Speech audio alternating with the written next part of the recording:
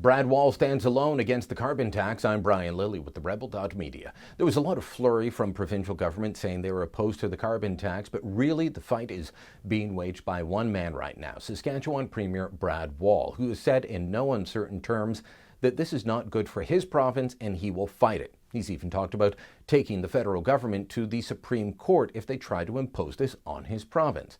Now Wall is striking back with his own plan, a white paper on fighting climate change without a carbon tax that he released this week.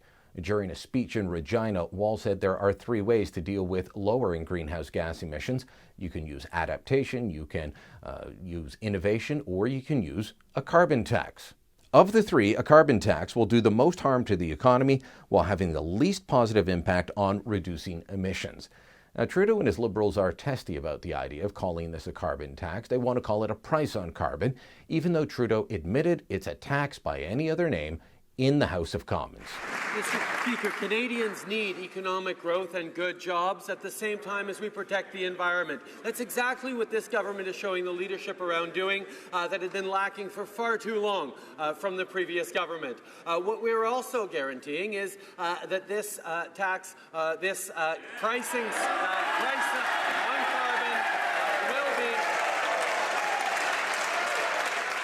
Now, what's remarkable about all of this is that the Liberals were elected promising that they would do evidence-based policy and decision-making. They would be backed up by scientific fact. They would not just make decisions for the country based on a whim, based on how they feel, and yet that's what they're doing here.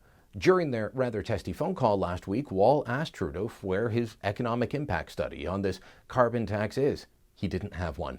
They have released what they plan to do, but they haven't provided any background documentation to show that, show their work. This is why doing A will cause B. It just simply isn't there.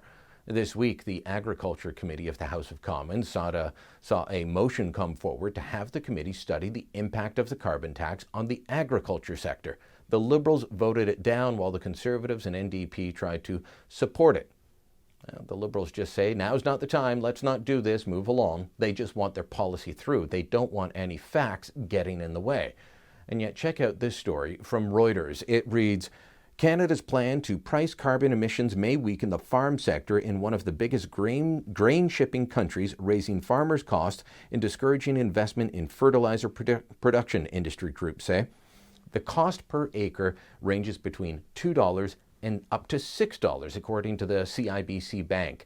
All of that means higher food prices for you, less competitive exports for Canadian farmers, and get this, we may end up seeing imports of goods that we produce here become cheaper because we will have a carbon tax, our American neighbors and other competitors will not. And through all of this, Trudeau is saying, just trust me. He's not giving up any facts. He's not giving any studies to back up his claims. He's just saying, trust me.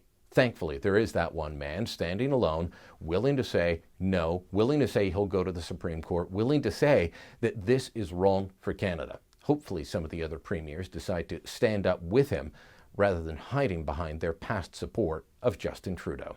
Hey, if you like what you just watched, make sure you never miss another Rebel video again. Click subscribe down here, right? You can subscribe, become a YouTube subscriber, never miss a Rebel video again, or click here, head on over to the Rebel.media, become a member, and access premium content that only members can get.